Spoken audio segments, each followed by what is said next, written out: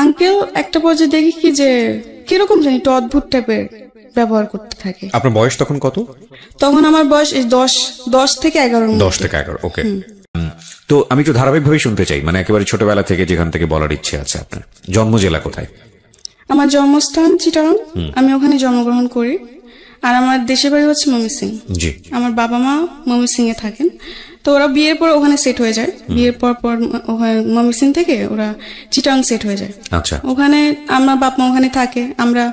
আমরা হচ্ছে আপনার 5 বোন 4 ভাই। 5 বোন 4 ভাই। আপনার পজিশন? আমি হচ্ছে বোনদের মধ্যে 4 নাম্বার। আমার ছোট একজন আছে, আমার বড় 3 জন। জি। 9 ভাই বোনের মধ্যে আপনি হচ্ছেন 4 নাম্বার। জি জি। তো ওখানে আমি যখন আমার 7-8 বছর বয়স, 8 বছর না ধরেন 6 থেকে 7 বছর বয়স, তখন আমরা ওই দেশ থেকে চলে আসি। জি। আমাদের ওখানে জমি জামা সব বিক্রি করে আমরা ময়মনসিংহে চলে আসি। আসার পর এখানে আমরা ঘর দর তোলা হয় বাড়ি করার পরে আমি স্কুলে ভর্তি হই। ঠিক আছে। এর মধ্যে বলে রাখি, আমার আব্বু, যেহেতু আমার কোনো বড় ভাই নেই, আমার আব্বু পুরা সংসার দায়িত্ব।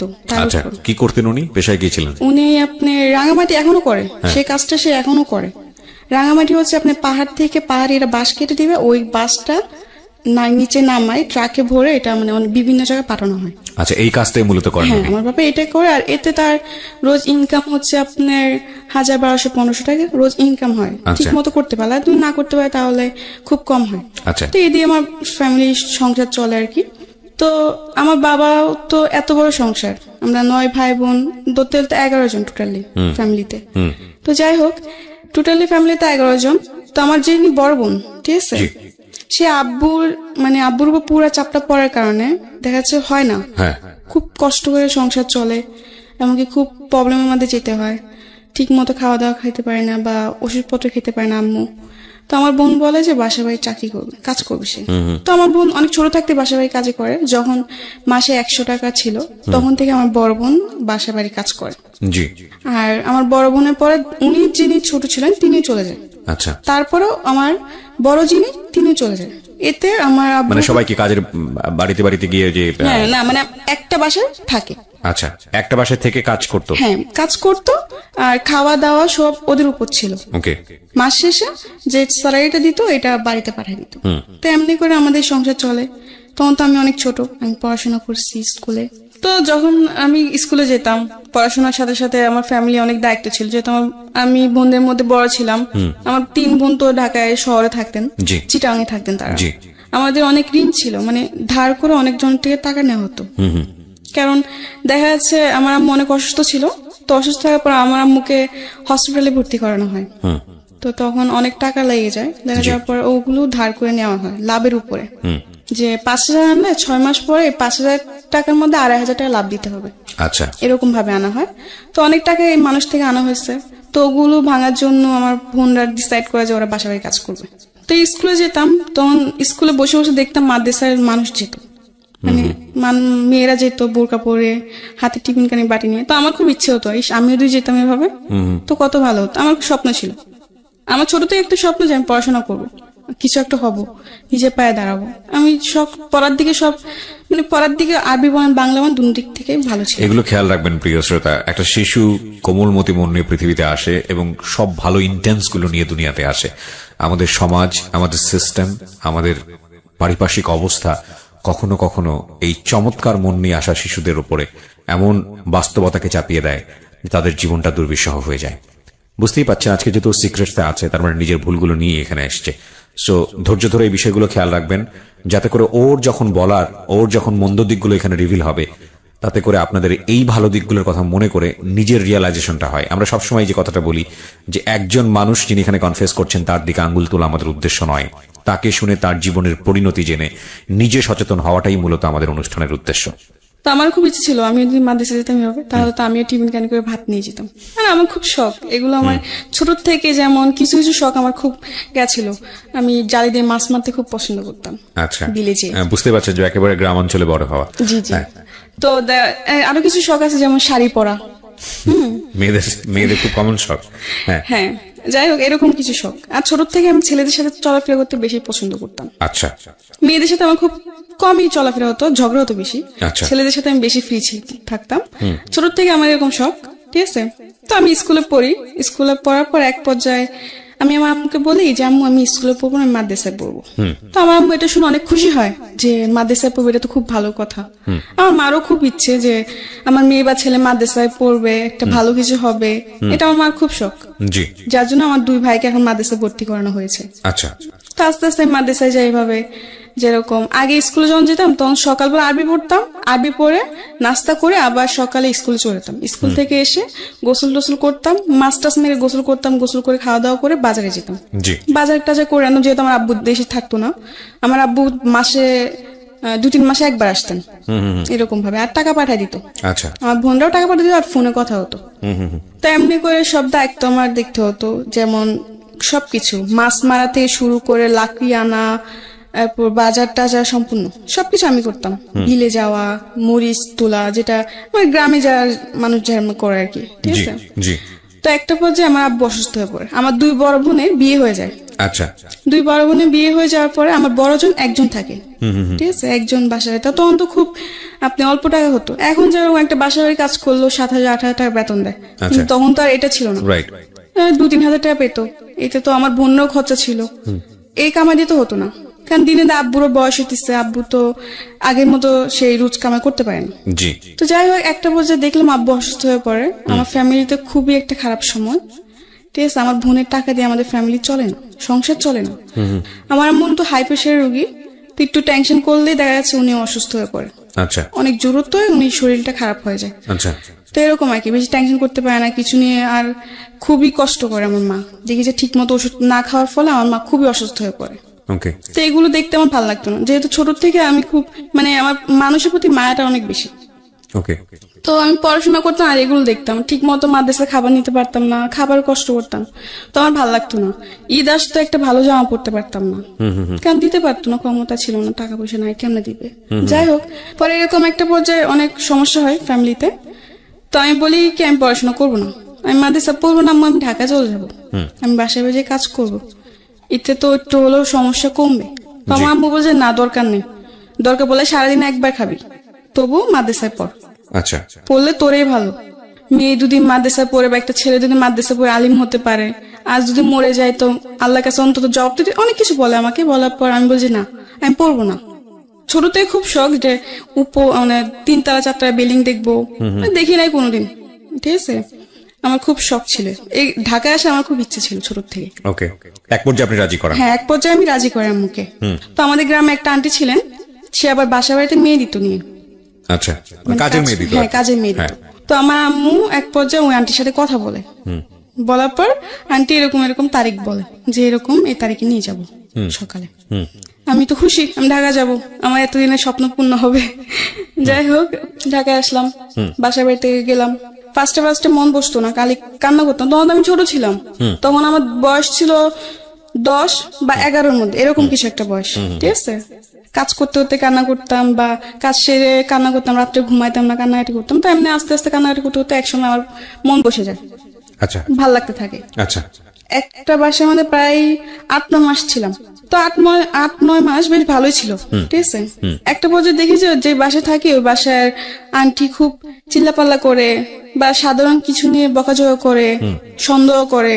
আর ওই বাসাটা আমাদের কিরকম ছিল যে উনিরা আবার ওরাও গ্রামেরই, ঢাকার মিডিল ক্লাস ফ্যামিলি, বেশি বড় লোক না ওরা, খুব ওদের মার্কেটে একটা দোকান ছিল, ওটা দিয়ে আর কি চলতো। তো ওদের বাসায় আমি কাজ করতাম, আমার বেতন ছিল মাত্র 1500। তো মাস শেষে বেতন বাড়িতে পাঠিয়ে দিতাম, আব্বু নিয়ে যেত, না হলে আম্মু নিয়ে যেত, না হলে তখন তো মনে হয় বিকাশ ছিল কি ছিল না আমার পুরোটা খেয়াল নাই। তো যাই হোক এমনি কার বাড়িতে টাকা পাঠাই আমি রাখতাম না। তো এমনি 8-9 মাস করার পর দেখলাম যে আন্টি অযথা বকাঝকা বা গায়ে হাত তুলতে আসে, এরকম কিছু একটা করে। তো আমি বলছি আমি থাকবো না। আচ্ছা যাই হোক থাকবো না, বলে কেন থাকবেন, এসে অনেক কিছু করে ওই বাসাতে আমি চলে আসি। চলে এসে আরেকটা বাসা যাই, ঠিক আছে। ওই বাসাটা বেশ ভালোই ছিল, কারণ সব থেকে ভালো ছিল কি জানেন, আমি বললাম যে ছোট থেকে আমি ছেলেদের সাথে চলতে বেশি পছন্দ করতাম, ঠিক আছে। তো ওই বাসায় যে বাসায় গেছি নেক্সট টাইম, ওই বাসার মধ্যে আমার সময় 2টা মেয়ে ছিল, আরেকটা ছেলে ছিল। তারা আন্টির 3 জন সন্তান বাচ্চা ছিল, ঠিক আছে। 2টা মেয়ে 1টা ছেলে, ছেলেটা ছোট, মেয়েগুলো আমার সমান। তো ওদের সাথে খেলাধুলা করতাম কাজ সেরে, আর আমাকে খুব আদর করতো। আর ওখানে একটা ছেলে ছিল, ছেলেটার নাম বলতে চাচ্ছি না, বাট বাড়িওয়ালার ছেলে, কিন্তু কোনোদিন আমাকে ও ওরকম নজরে দেখে নাই, কাজের মেয়ের নজরে দেখে নাই। ভাবতো যে আমিও ওদের একটা ফ্যামিলি মেম্বার, ফ্যামিলির মতো দেখতো। যাই হোক, তো ওদের সাথে খুব ভালো সময় কাটে। আস্তে আস্তে ওখানে বেশ অনেকদিনই ছিলাম, ঠিক আছে। তো একটা পর্যায়ে ওই বাড়ির যে মানে আঙ্কেল, আমি উনিকে আবার আঙ্কেল আন্টি বলতাম, ঠিক আছে। আঙ্কেল একটা পর্যায়ে দেখি কি যে কিরকম জানি একটু অদ্ভুত টাইপের ব্যবহার করতে থাকে। আপনার বয়স তখন কত? তখন আমার বয়স 10 থেকে 11। 10 থেকে 11, ওকে। তো এত কিছু বুঝতাম না তখন। আমি দেখলাম কয়েকদিন যাওয়ার পর, কয়েকদিন কিছু না, সবকিছু একদম ঠিক, আমি অনেক হ্যাপি।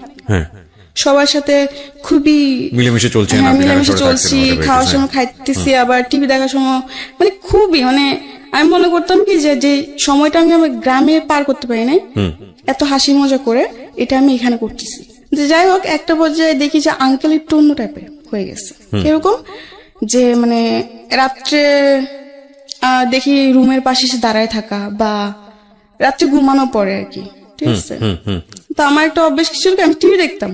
আচ্ছা, অনেক রাত্রি পর্যন্ত টিভি দেখতাম, 2টা-3টা পর্যন্ত টিভি দেখতাম। তো আমি সব কাজকর্ম ছেড়ে আড্ডা মেরে শেষ হওয়া যাওয়া পরে খাওয়া দাওয়া সেরে ওরা ঘুমায় পড়তো। তো ওরা তো ওদের বেডরুমে যে ঘুমায় পড়তো, তা আমি ড্রয়িং রুমে বসে টিভি দেখতাম। আচ্ছা, রাতে 2টা-3টার মতো টিভি দেখতাম। তা একটা পর্যায়ে দেখি যে ওই ঘরে আঙ্কেল রাত্রে হঠাৎ করে এসে ডাক দেওয়া, বা আমাকে বলতো যে পানি নিয়ে আসো, এটা সেটা, তো আমি নিয়ে যেতাম। কিন্তু একটা পর্যায়ে দেখি যখন আমাকে বলতো পানি নিয়ে যাও, তখন যখন আমি ওকে পানিটা দিতে যাব, তখন আমার গ্লাসটা না আমার হাতটা ধরতো। মানে এরকম ভাবে অনেক কিছু অড জিনিস আপনি খেয়াল করলেন, এবং যেটা আপনার কাছে খুব অস্বস্তিকর মনে হচ্ছে। হ্যাঁ, খারাপ লাগতেছিল। যাই হোক, আমি দেখতেছি এরকম কিছু একটা। মানে পরে আমি আর কারোর সাথে এটা শেয়ার করি না, কারোর সাথে না। তো এটা আস্তে আস্তে বাড়তে থাকে, দিন দিন বাড়তে থাকে। মানে উনি এক্স্যাক্টলি উনি ছিলেন হচ্ছে বাড়িওয়ালা। আচ্ছা। তো আমি মনে মনে ভাবলাম যদি বলি তো হয়তো সবাই আমাকে দোষারোপ করবে, মিথ্যা বলতিছো, এরকম কিছু না, কারণ তারও তো 2টা মেয়ে আছে। আচ্ছা, ঠিক আছে। পরে কিছু বলি নাই। পরে আমার বড় বোন ছিলেন, আবার আমি যেখানে থাকতাম ওখান থেকে কিছুটা দূরে আমার বড় বোনের বাসা, ওখানে সে কাজ করতো। তো আমি আমার বড় বোনকে বলি আমি থাকবো না এই বাসায়। কিন্তু আমার আরেকদিকে মায়া ছিল ওই ছেলেটার প্রতি, কারণ ওদের সাথে আমি এত ভালো সময় কাটাইছি, ও আমি চলে যাই, ওদেরকে খুব মিস করবো, আমি যেতে চাইছি কিন্তু না, যে আমি পারতেছি না, আমার এগুলো ভালো লাগে না। তো আমার বোনকে বলে আমি থাকবো না, আমি চলে যাবো। তো আমার বোন বললো কেন, এতদিন বললে এত ভালো বলে, এখন তুই চলে যাবে, কারণ কি? আমি বলছি না, আমার ভালো লাগে না, আমি থাকবো না, আমি চলে যাবো। এরকম বলার পর আমার বোন অনেক কারাগারি করে। এই 2 দিন পর বাসা চেঞ্জ করে, এটা কি ভালো? কিন্তু আমি কেন বাসা চেঞ্জ করি এটা তো ওরা জানে না, কিন্তু ওদের সাথে শেয়ার করি না জিনিসটা। এমনি করে আমার বোন বলে থাক, দেখ বাড়িতে অনেক প্রবলেম, কয়েকটা মাস থাক কষ্ট করে। তো এমনি এমনি আমি আর 2টা মাস থাকি। থাকার পর খুবই দেখা যাচ্ছে আমি রাতে ঠিক মতো ঘুমাতাম না, ভয় থাকতো সবসময়, মনে মধ্যে ভয় কাজ করতো। কারণ এই জিনিসগুলোর সাথে তো আমি আগে কোনোদিন মানে ভাবি না যে এরকম কিছু একটা, মানে অনেক কিছু, মানে গ্রামের টাইপে ছিলাম, এত বুঝ জ্ঞান বা এত ইন ডিটেইল ইন ডেপথ জানা ছিল না, জানা ছিল না। 2 মাস থেকে আমি বাসার থেকে চলে আসি, কিন্তু আমার মন খারাপ ছিল ওদের জন্য, যে সবাইকে ছেড়ে চলে আসছে। আমি অনেক আসার পর অনেক কান্নাকাটি করি। তো আমার বোন বলে কি তোর এখানে থাকতে হবে, তুই আমার খালাম্মাদের কাছে চলে যা। আমার খালারা তখন কলবান থাকতেন। আচ্ছা, ওখানে ওরা খালারাও কাজ করতেন। আচ্ছা, তো আমার বোন বলে তো ওরা ওদের কাছে চলে যা। তো আমি এক পর্যায়ে আমার খালাম্মাদের কাছে চলে যাই, ঠিক আছে। ওখানে যাওয়ার পর ওরা আমাকে একটা বান্দা বাসায় দেয়। ওই বাসাতে আমি একটা বেবি রাখতাম, বাচ্চা, মানে বাচ্চার দেখাশোনা করতে। হ্যাঁ, বাচ্চার দেখাশোনা করতাম।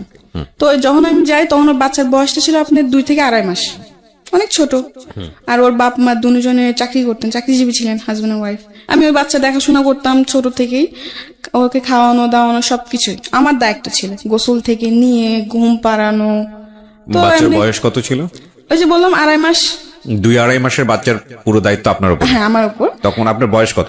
আমার তখন বয়স হচ্ছে আপনার 12, 12, 12.5। Very tough job, very very tough job. হ্যাঁ, ঠিক আছে। তখন আমি তো নিজে একটা বাচ্চা, আমি একটা বাচ্চাই কি করবো। তবে একটা জিনিস সবসময় মাথায় ভাবতাম যে আমার করতে হবে, কারণ যদি আমি না করতে পারি তাহলে আমি কাজ করবো কি করে আর টাকা কামাই করবো কি করে। তখন আমার এই চেষ্টা ছিল। আমি ছোট থেকে একটা কি, আমি কোনো কিছুর জন্য হার মানতাম না সহজে।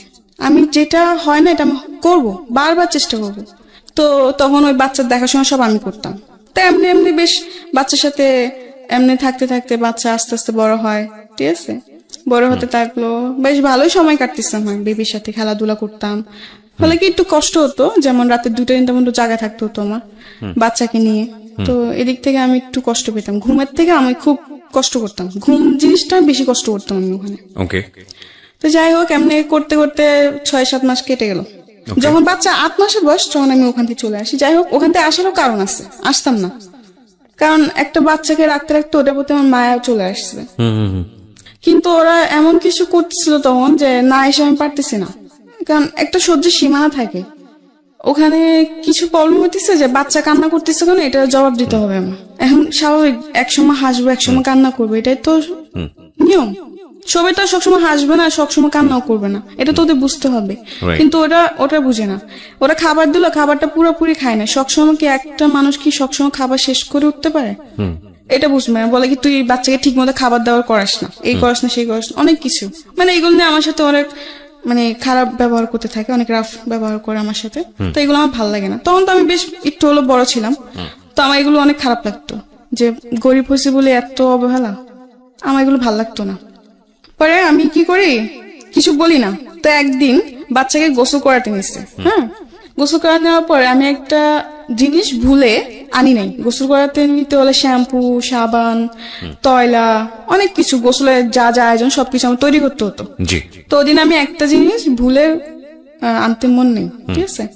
ওইটার জন্য ওই আপু আমার গায়ে হাত তুলতে আসে, আমাকে মারতে আসে। আচ্ছা, মারে নাই, ওর মা ধরে ফেলে, কিন্তু ওদিন আমার গায়ে এমন ভাবে নখ দিয়ে ধরে যে আমার পুরো নখের খামচি লেগে রক্ত বের হচ্ছে আমার হাতের থেকে। আচ্ছা যাই হোক, পরে আমার কান্নাকাটি করি। তখন আমার খালাম্মাকে ফোন দিই, আমি থাকবো না। কেন থাকবি না? যে আমাকে মারতে আসছে। কেন মারতে আসছে? এই কারণ। তখন বলছে হয় এরকম মাঝে মধ্যে, থাক, এগুলো হয়। আমি বলছি না আমি থাকবো না। এগুলো হয় মানে আমি এতদিন ধরে থাকি, এখন একটা ভুল হয়েছে দেখে ও আমাকে মারতে আসবে, এটা কোনো কথা? আমি রেগে যাই। তখন খালা বলছে আচ্ছা ঠিক আছে যা, থাকবি না তো থাকার দরকার নেই। এখানে একটা বিষয় একটু ইন্টারাপ্ট না করলেই নয়, হয়তো অনেকেই মন খারাপ করবেন আমার ইন্টারাপশন দেখে, কারণ গল্পের কন্টিনিউটি নষ্ট হয়। তারপর বিনীতভাবে বলছি, because this is very important. ছোট বাচ্চা যেসব কাজের লোক যারা টেক কেয়ার করে, তাদের কিন্তু শুধু ছোট বাচ্চার হ্যাসেলটা নিতে হয় না, আরেকটা ভয়াবহ রকমের হ্যাসেল আছে, সেটা হচ্ছে এই মায়ের হ্যাসেল। এই কারণে বলছি যে মা যদি প্রথম সন্তান হয়ে থাকে, খুব কনসার্ন থাকে তার উপর, বাচ্চাটার উপরে, এক। আর 2 নম্বর হচ্ছে মেডিকেলি আপনারা যদি যোগাযোগ করেন তাহলে দেখবেন ওই সময় শরীরে একটা হরমোন থাকে মায়েদের শরীরে, যেটা তাদের অনেক বেশি অ্যাংরি রাখে, অনেক বেশি রাগান্বিত রাখে। সো পান থেকে চুন খসলেই দেখবেন যে অনেক বেশি মেজাজ করছে। তো ওই হ্যাসলটাও কিন্তু ওই কাজের লোকের উপরে গিয়েই পড়ে।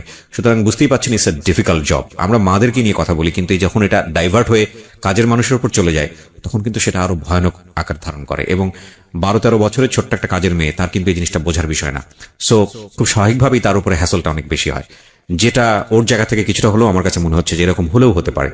হ্যাঁ বলেন। তারপর পরে আমার খালাম্মাকে আনার পর আমার খালাম্মা বলে থাক, তার বলছেন আমি থাকবো না, আমার এগুলো ভালো লাগে না, আমার বাচ্চা রাখতে খুব কষ্ট হয়, আমার ঘুমের খুব কষ্ট হয়। আমি দেখা যাচ্ছে বাচ্চা রাখতে রাখতে বিকাল 4টা-5টা বাজে, আমি দুপুরে খাবার খেতে পারি না। বাচ্চা ঘুমালে তবে আমার খেতে হবে, ঠিক আছে। এখন বাচ্চা না ঘুমালে এমনও দিন যায় 4টা-5টা বাজে আমি দুপুরে খাবার খেতে পারি না। আবার বোর সকালবেলা উঠতে হয়, রাত 2টা-3টা বাজে শুয়ে আবার বোর 6টা-7টার সময় উঠা অফিসে যাবে, তোর সবকিছু তৈরি করতে এমনি আমার খুবই কষ্ট হয়ে যায়, আমি অসুস্থ হয়ে পড়তেছিলাম। তো এমনি বললো আচ্ছা ঠিক আছে আর 1 মাস থাকতো, আর একটা বাসা দেখে তখন নিয়ে যাবো তোকে। তো আমি বলছি আচ্ছা ঠিক আছে। তো এমনি বলে আপুদের সাথে কথা বলে আমার খালাম্মা যে ঠিক আছে তোমরা একটা নতুন মানুষ দেখে নাও, আমার বোনজি থাকবে না, তো ওকে আমরা 1 মাস পর নিয়ে যাবো, তোমরা 1 মাসের মধ্যে আরেকটা মানুষ নিয়ে নাও। তো আচ্ছা ঠিক আছে। তো ওখান থেকে আমি চলে আসি, চলে আসার পর আমি আরেকটা বাসে যাই, ঠিক আছে। ওখানে যাওয়ার পরে ওখানে আপনি ছিল হচ্ছে আঙ্কেল আন্টি 2জন জব করতো, উনি 2 মেয়ে ছিল। 2 মেয়ে থেকে 1 মেয়ে বিয়ে হয়ে পড়ে শ্বশুর বাড়িতে, আরেক মেয়ে ভার্সিটিতে পড়ে, আচ্ছা কলেজে পড়ে। তো আচ্ছা ওখানে বেশ ভালোই কাটতেছে সময়, কিন্তু একটা পর্যায়ে আবার সে একই প্রবলেম লক্ষ্য করলাম যে আঙ্কেল একটু মানে তার নজর একটু অন্যরকম হয়ে গেছে। তখন আপনি মোটামুটি বোঝেন যাদের ব্যাড ইন্টেনশন আছে, আপনি এটা তখন মোটামুটি বোঝেন, হালকা হলে বুঝি। আচ্ছা তো যাই হোক, পরে ভাল লাগে না এই, তখন মনে মনে বলি যে আমি যেখানে যে আমার কপালে কি এগুলোই মিটে, এগুলোই জুটে, আমার কি একটা ভালো বাসা হবে, জুটবে না কপালে, এগুলো বলে কান্নাকাটি করতাম আর কি। তো আবার বলে আমি থাকবো না, ঠিক আছে। তো এক পর্যায়ে আমার খালাম্মার রাগারাগি হবে, থাকবে না মানে রোজ রোজ বাসা পাল্টানো, কয়েকদিন পর বাসা পাল্টানো, এগুলোকে মানুষ ভালো বলে, এই সেই অনেক কিছু বললো। তো আমি বুঝি না আমি থাকবো না, যে আমি আর বান্দা হাউসে চাকরি করবো না। এক পর্যায়ে বলে আমি বান্দা হাউসে চাকরি করবো না। তো বলে তো করবি না তো কি করবি? তো আমি বলছি আমি চাকরি করবো। তুই তোকে এখন কে চাকরি দিব? আমি বলছি কে চাকরি দিব মানে? মানুষকে চাকরি করে না, আমিও চাকরি করুম, আর না হলে আমি রাত্রে কোনো বাসে থাকুম না, আমি সারাদিন কাজ করুম, রাত্রে হলে চলে আসবো। এরকম ভাবে অনেকজন এখনো করে। তো ওরকম ভাবে আমি বললাম যে করবো। তো আমার খালামা ফার্স্ট রাজি হয় যে না ও। তো আমার খালামা বলে কি, ও সারাদিন কাজ করে ঘুরবি ফিরবি, বাইরে বাইরে ঘুরবি, এগুলো করতে চাস তোরা, এসে অনেক কিছু বাজে বাজে কথা বলে। তো আমি বলি যে না, আমি কাজ করব, এতে আমি কোনো শয়তানি করবো না, তোমাদের কথা মতো আমি চলবো। তো আমার খালামাকে বলো ফার্স্ট রাজি হয় না, পরে অনেক জোরাজুরি করে আমি রাজি করাই, ঠিক আছে। তো আমি চলে যাই, ওই বাসার থেকে চলে যাই।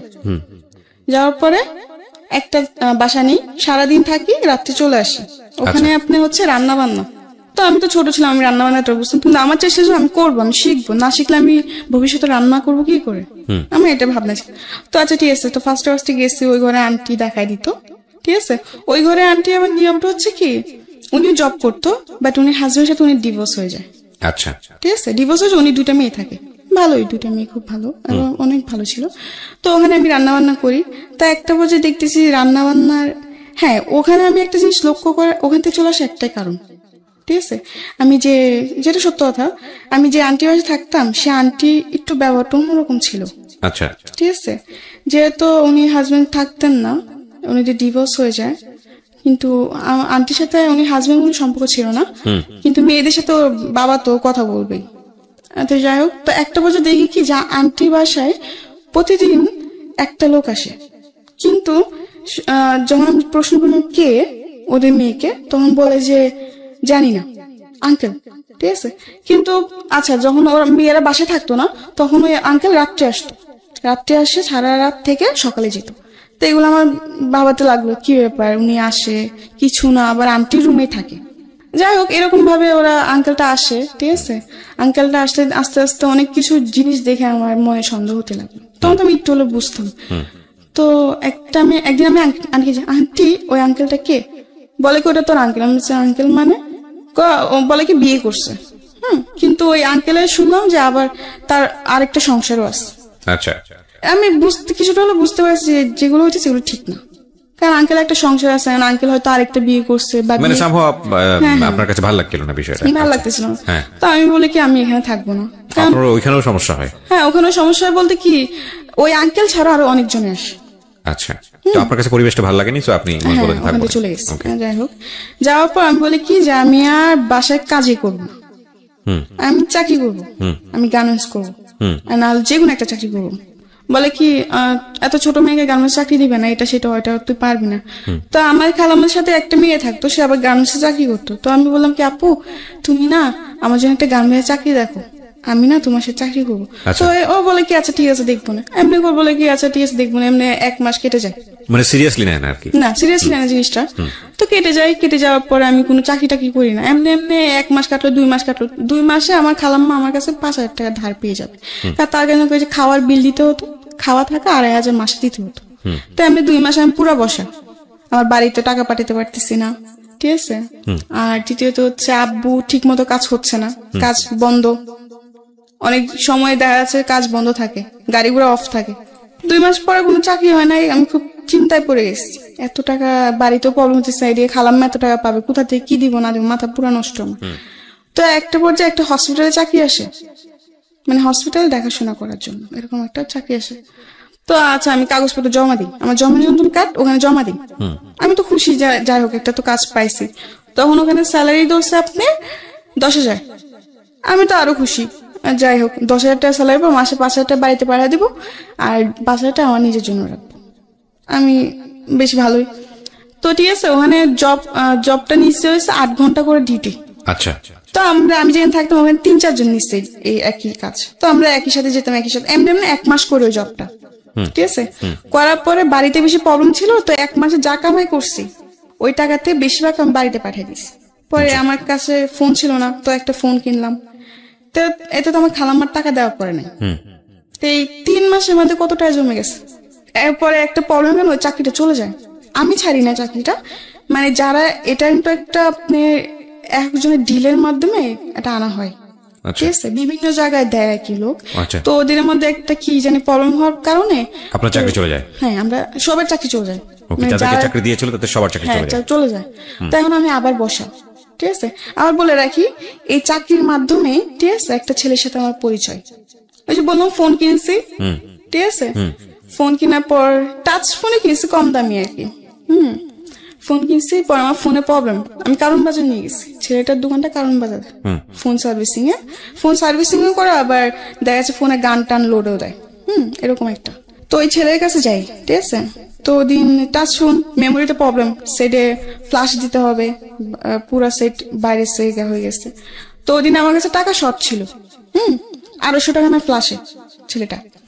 তো যাই হোক, ওই ছেলেটা কি করলো, আমার ফোন টোন পুরো ঠিক করে দিছে, ঠিক আছে।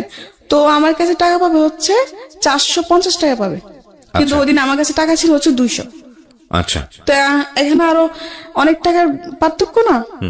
তো আমি ওই ছেলেটাকে বললাম কি, আচ্ছা ভাইয়া শুনেন, আমার তো পুরো টাকা আনি নাই, আপনি, ছেলেটাকে ফার্স্ট টাইম বলছি, দেখেন ভাইয়া এত কিছু করতে হবে না, জাস্ট আপনি আমার ফোনটা ঠিক করে দেন হালকা ভাবে, যেন আমি কিছুদিন চলতে পারি, পরে আমি ঠিক করবো, আমার কাছে টাকা নাই বেশি। তো ছেলেটা বললো কি, সমস্যা না, আমি আপনাকে ঠিক করে দিই, আপনি পরে যে পরে টাকা দিয়ে দিন, এমনি বলে আর কি। পরে আমি নাম্বারটা দিই, নাম্বারটা দেওয়ার পর আমি বাসায় চলে আসি। আসার পর 2 দিন পর ছেলেটা আমাকে ফোন দেয়।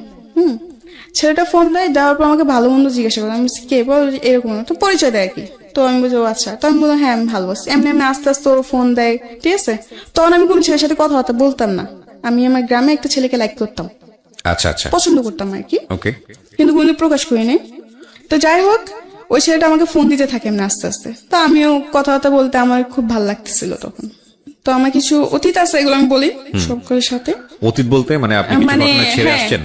হ্যাঁ, কিছু ঘটনা আমি ছেড়ে আসছি, ওই ঘটনাগুলো আমি বলতে চাই। ওকে, প্রিয় শ্রোতা, আমরা একটু ফ্ল্যাশব্যাকে যাচ্ছি। আমরা একটা জায়গায় আছি, সেটা হচ্ছে এই ছেলেটার সঙ্গে মূলত এর পরিচয় ফোনের মাধ্যমে। যে ছেলেটার নামও বলেনি, প্রয়োজন হলে আমরা পরে জিজ্ঞেস করব। এই ঘটনার আগে কিছু ঘটনা আছে ওর জীবন ইম্পর্টেন্ট, যেটা আপনাদের জানা প্রয়োজন, সেই ঘটনায় আমরা আপনাদেরকে নিয়ে যেতে চাই। আচ্ছা, তো এমনি তো আমি ঢাকা শহরে বাসা বাড়ি কাজ করতাম, ঠিক আছে। তো একটা পর্যায়ে আমি এর মধ্যে কিছুটা সময় আমি দেশে ছিলাম, 5-6 মাসের মধ্যে, মানে 5-6 মাসের মধ্যে আমার দেশের যে থাকা ঘটনাগুলো সেগুলো বলবো। মানে এতটা আমার ফ্যামিলি থেকে আমি কেন দূরে চলে আসা, এই ঘটনাগুলো আমি বলতে চাইতেছি, ঠিক আছে। মানে যাই হোক, পরে এরকম হওয়ার পর আমি দেশে চলে যাই, ঠিক আছে। তো দেশে চলে যাওয়ার পরে মানুষের বাসায় কাজ করতে করতে একসময় আপনি দেশে চলে যান? হ্যাঁ, দেশে চলে যাই, যে এসব টর্চার আমার ভালো লাগে না, ঠিক আছে, ভালো লাগে না দেখে আমি দেশে চলে যাই। দেশে চলে যাওয়ার পরে আমার খালারা রাগারাগি করে, তুই দেশে চলে যা। খালা রাগারাগি করে দেখে আমি দেশে চলে আসছি, ঠিক আছে। দেশে চলে আসি, আসার পরে আম্মু বলে কি ব্যাপার তুই চলে আসলি এসে। আমি বলছি মা এমনি চলে আসছি, ভালো লাগে না, আমি আর ঢাকা শহর যাবো না, কাজ করবো, আমি আবার আরবি পড়বো, কোরআন শরীফ নিবো, আমি কোরআন শরীফ পড়বো। আমি আম্মুকে বলে এরকম, আম্মু বলে আচ্ছা ঠিক আছে, কয়েকদিন বাড়িতে থাক, পরে আবার চলে যা। আচ্ছা, আমি বলে আচ্ছা। তো আমি এক পর্যায়ে বলে আচ্ছা, পরে বলি যে না যাবো না। তো আমার আম্মু বলে কি যাবি না মানে? আর আমি ছোট থেকে শান্ত ছিলাম, কিন্তু যখন আমার 12-13 বছর বয়স, তখন থেকে আমি অনেক দুষ্ট হয়ে গেছি। দুষ্ট বলতে কি, গ্রামে যাওয়ার পরে এদিকে দৌড় মারতাম, ওদিকে দৌড় মারতাম, একটু হলো তো আমি বড় হয়েছি। দুরন্ত ছিলেন আর কি? হ্যাঁ, দুরন্ত ছিলাম। মানুষ এটা বলতো ওটা বলতো, গ্রামে তো দেখা যাচ্ছে 12 বছর মেয়ে অনেক বড় হয়ে যায় তাদের জন্য। তো যাই হোক, পরে আমার আম্মু বলে কি এমনি তো আর রাখা যাবে না। আমি দুষ্টুমি করে দেখে মানুষ বিচার দেয়, আমার আম্মুর কাছে বিচার দেয়। তো আম্মু বলে কি এমনি তো আর রাখা যাবে না। আবার আমি বলে কি আমার দুলাভাই তো ছোট থেকে আমাকে খুব আদর করে বড় করছে। হ্যাঁ, আমি খুব আদরের শালী। যখন আমি ঢাকা চলে যাই, আমার দুলাভাই খুব রাগ করে, কেন ঢাকা পাঠাই দিছে। আচ্ছা, না আমাকে তো পাঠাই, আমি তো নিজে গেছি ঢাকায়। তো যাই হোক, তো আমার দুলাভাই আমাকে নিয়ে, আমার প্রতি আমার দুলাভাই খুবই গেছিল, দুর্বল ছিল। দুর্বল বলতে কি, যে বোন হিসাবে অনেক আদর করতো, আমার বোন হিসাবে আমার প্রতি অনেক দুর্বল ছিল আমার দুলাভাই। আচ্ছা, আমিও তার প্রতি ছিলাম। তো যাই হোক, পরে এরকম চলতে থাকে, ঠিক আছে। তো একটা পর্যায়ে আমার ফ্যামিলি, তখন আমি গ্রামে, ঠিক আছে, আমার বোন জামাইরা, আমি বাড়িতে যাওয়ার পর আমার বোন জামাই, আমার ভাগ্নারা সবাই আমাদের বাড়ি চলে আসে, সবাই একসাথে থাকি। তো একটা পর্যায়ে কি হয়, একদিন আমার দুলাভাই কাজ করতেছেন, তো আমি কি করলাম, শয়তানি করে পিছের থেকে উনিকে জাবড়াই ধরলাম, কোমরে ধরে হাসতেছি, শয়তানি করতেছি। এটা আমার মামি দেখতে পারে। আচ্ছা, মামি দেখতে পায়। মামি দেখার পর আমার আম্মুকে যে এটা বলে, আমার আম্মুকে আর আমার বোনকে এই জিনিসটা বলে। বলার পর ওই জিনিসটা ওর একটু স্বাভাবিক ভাবে নেয় না, জিনিসটা অন্য নজর ভাবে। মামি অন্য ভাবে বলে, অন্য ভাবে নেয়, এটা স্বাভাবিক, বুঝছেন। তো বলার পরে এগুলো নিয়ে আস্তে আস্তে দেখি আমার বোন জামাই আর আমার বোন ঝগড়া করতে শুরু করে। মানে সবাই এটা ডাউট যে আমার বোনজামের সাথে আমার কোনো সম্পর্ক আছে। ওকে, কোনো খারাপ সম্পর্ক আছে বা এরকম কিছু, কিন্তু আসলে তো তা না। যাই হোক, এরকম করতে করতে এক পর্যায়ে আমার বোন আর বোনজামের মধ্যে খুবই প্রবলেম ক্রিয়েট হয়। ঠিক আছে, খুবই ঝগড়াঝাটি, কি একটা জানি অবস্থা বলার বাইরে। তো আমার বাপ মা এগুলো দেখে বলে কি আমাকে বিয়ে দিয়ে দিবে। বিয়ের এই 12-13 বছর বয়সে, হ্যাঁ 12-13 বছর বয়সে আমাকে তারা বিয়ে দিয়ে দিবে। তো আমার বোন জামাই বলে যে না, এই বয়সে ওকে কেন বিয়ে দিবেন, ওর বড়জন বাকি, মানুষ তো খারাপ বলবে যে ছোটটা বিয়ে হয়েছে বড়টা বিয়ে হয় না, তার মানে ছোটটা নিশ্চয় কোনো প্রবলেম আছে। তো আমার বোন জামাই ফার্স্টে রাজি হয় না। আমার মা বলে কি যে না, বিয়ে দিব, কেন ওদের সন্দেহ যে আমাকে যদি বিয়ে না দেয় তাহলে হয়তো আমি আমার বোন জামাইয়ের সাথে ভেগে যাবো। আচ্ছা, আমার বোন জামাইয়ের সাথে আমরা বিয়ে করে ফেলবো, এরকম একটা কিছু, এটা আমার বোনের জীবনটা নষ্ট হয়ে যাবে।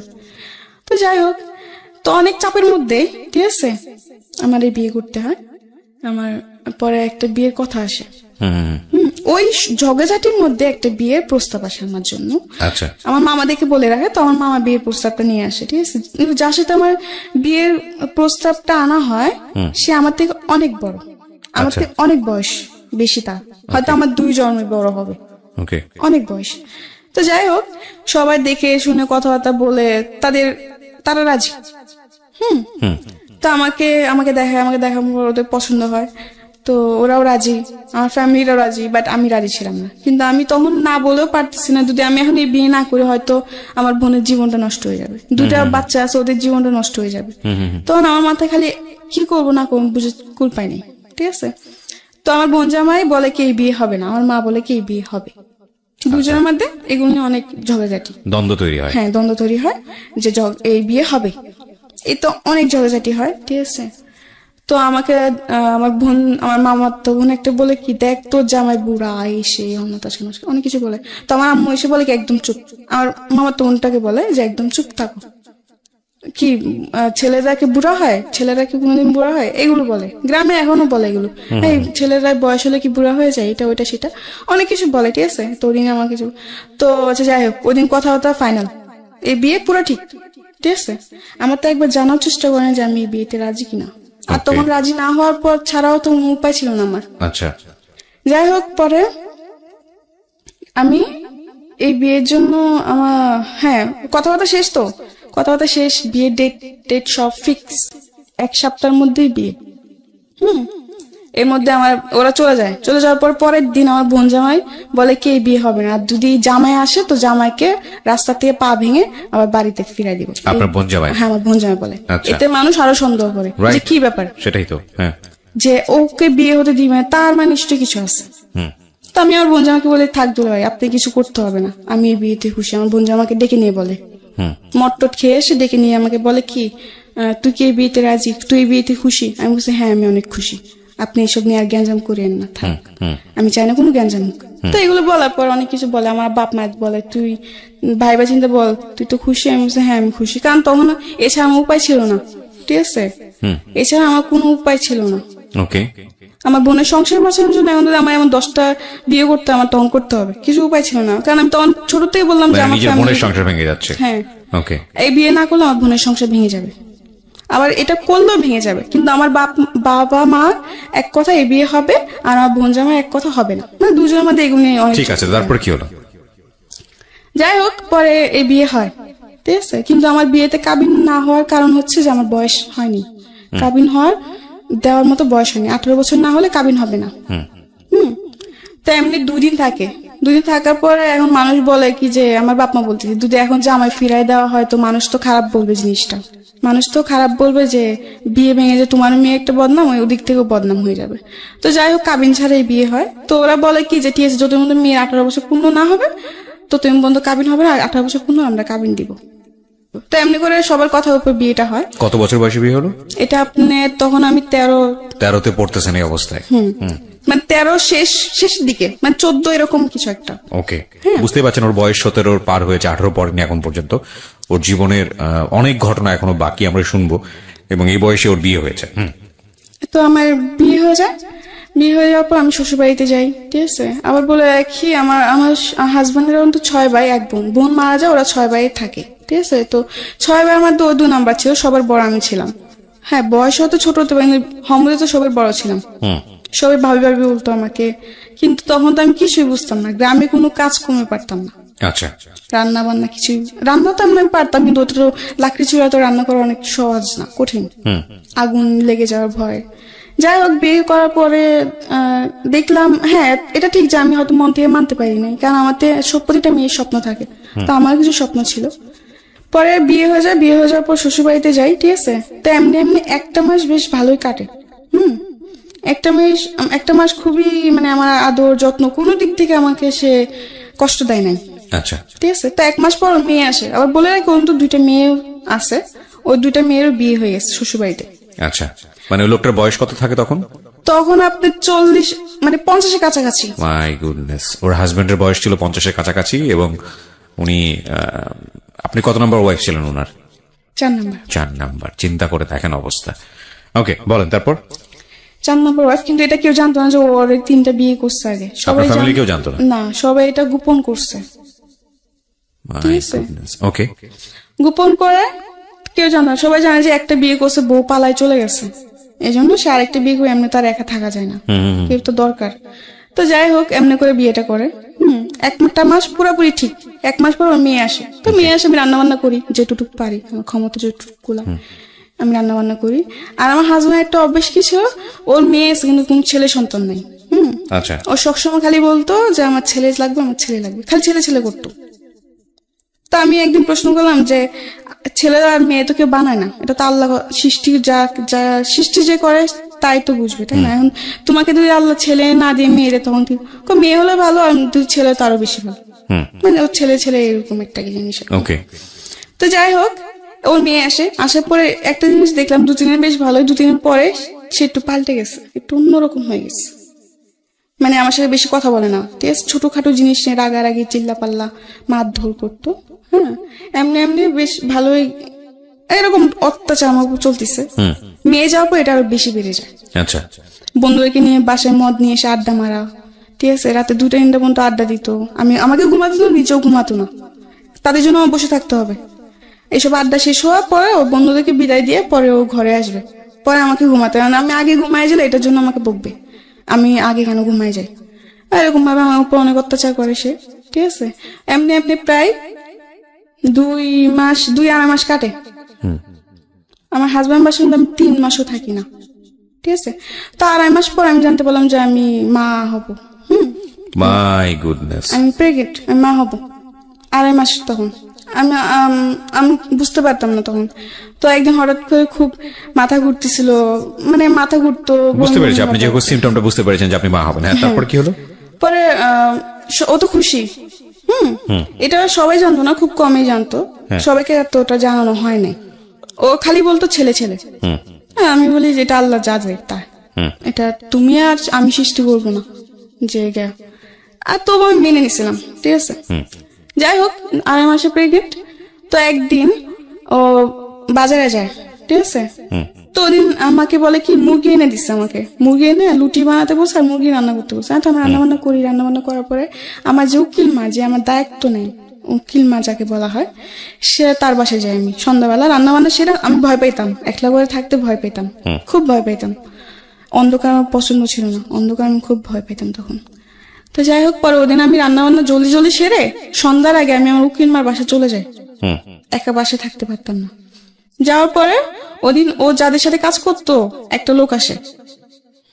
আসার পর অনেক কিছু বলার পর এগুলো ও শুনে। ঠিক আছে, শোনার পরেও ও আসার পর আমাকে বলে তুমি এখানে, তোমাকে না বলছি বাসাতে বের না হতে। উকিল মা বলে না, আমার হাজবেন্ড বলে, বাজার থেকে এসে আমাকে বলে তোমাকে বলছি কোথাও না যেতে, কারোর সাথে কথা বলতে দিত না, কারোর সাথে দেখা করতে আমাকে দিত না। সে মানে বলতো খালি ঘরে থাকবা চুপচাপ, কারোর সাথে বেশি কথা বলবো না। তার কারণ তার থেকে মনে হতো কি যে আমাকে হয়তো কেউ যুক্তি দিবে, কুবুদ্ধি দিবে, এই সেই না বাচ্চা নষ্ট করার জন্য কুবুদ্ধি দিবে, এগুলো ভাবতো সে।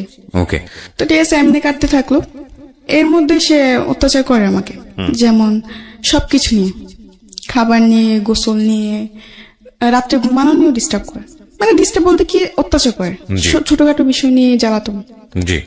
মানে সবসময় একটা পুরুষ বাইরের দিকে মনোযোগ থাকতে হবে, সে ঘরের দিকে নয়। ঘরের দিকে কি মানে এই কাজটা কেন করো নাই, তুমি এটা কেন করতে পারো না, আমি বলছি আমার শরীরটা ভালো লাগে না, আমি করি না, আমি পরে করবো, এটা কেন বলছি, এটা নিয়েও সে গায়ে হাত তুলতো, এরকম আর কি।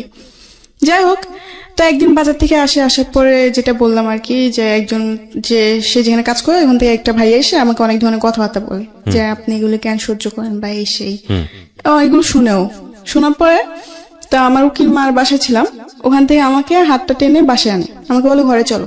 আচ্ছা আচ্ছা। তো আমি বলছি আচ্ছা ঠিক আছে চলো। এটা ঘরে আনার পরে বল খাবার দাও, বিছানার উপর বসেছিল, আমি খাবার দিয়েছি। ঠিক আছে, খাবার দেওয়ার পর 2 বার মুখে দিয়ে আমাকে বলতেছে ও কি বলে তোমাকে, কি বলতেছিল ওরা। আমি বলছি কি বলতে, তুমি কি জানো না, তুমি তো সব শুনছো, আমি তো জানি তুমি অনেক আগে আসছো, আমি টের পাইছি ও যে বাজার থেকে আসছে, আমি বুঝতে পারছি। আচ্ছা। কিন্তু এটাও অভিনয় করছে আমি বুঝতে পারিনি। তাই আমি তো বলছি তুমি তো জানো, তুমি তো শুনছো কি আমাকে কি বলছে বা কি বলে নাই। হ্যাঁ আমি শুনছি, কিন্তু আমি আবার তোর মুখ থেকে শুনো, তুই টাকা করতেছ, রেগে যাইতেছে। আর আমি মাঝে মাঝে মনে হয় যে ও একটু পাগল টাইপের, মানে এই ভালো আবার এই হঠাৎ করে খারাপ, মানে ওর কোনো মানসিক প্রবলেম আছে। ঠিক আছে। হ্যাঁ, অত্যাচার করতো, মারধর করতো ছোটখাটো বিষয় নিয়ে। তৃতীয়ত হচ্ছে নেশা টেশা করতো, খুব মানে বাজে আচরণ করতো। যাই হোক, পর আমাকে বলে কি তোর মুখ থেকে আমি আবার শুনতো। আমি বলছি এক কথা বারবার বলতে আমার ভালো লাগে না, তুমি শুনছো আবার শুনে আবার কেন জিজ্ঞাসা করতেছো। হ্যাঁ, এটা বলার পর ও বাতে মানে খাবারের প্লেটটা ছুঁড়ে ফেলে দেয়।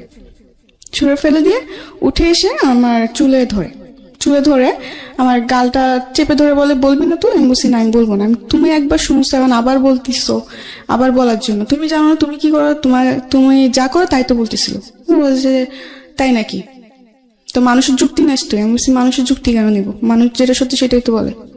এগুলো বলার পর আমাকে অনেক মারধর করে। ঠিক আছে, মারধর করে, আর মারধর করার পর আমি কান্না করতেছি, পরে চিৎকার চেঁচামেচি হয়েছে না, বকাঝকা, অনেক মারধর করে।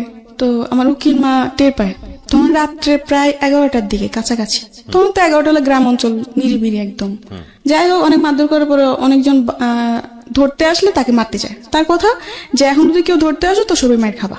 আমার হাজবেন্ড বলে ওকে মেরে ফেলবো না কেটে ফেলবো, আমার ব্যক্তিগত ব্যাপার, ও আমার বউ, ওকে আমার যাই ইচ্ছা আমি তাই করবো। হ্যাঁ, আর যাই হোক, তো আমার উকিল মা এসে বলে যে এই অবস্থায় মারিস না, মারার দরকার নেই, ও যা করছে।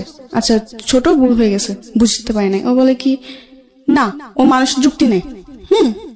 আর আমার উপর সন্দেহ করতো, ও ভাবতো যে অন্য কোনো ছেলের সাথে হয়তো আমার সম্পর্ক আছে। আচ্ছা, এটা সন্দেহ করতো। আর ফোন দিলে ফোন চেক করতো যে আমি কোনো ছেলের সাথে কথা বলি নাকি, যদি অন্য একটা নাম্বার দেখছে তাহলে বলছে কে, তা আমি কি জানি কে কোথা থেকে, আমি তো এরকম কিছু মানে জানি না।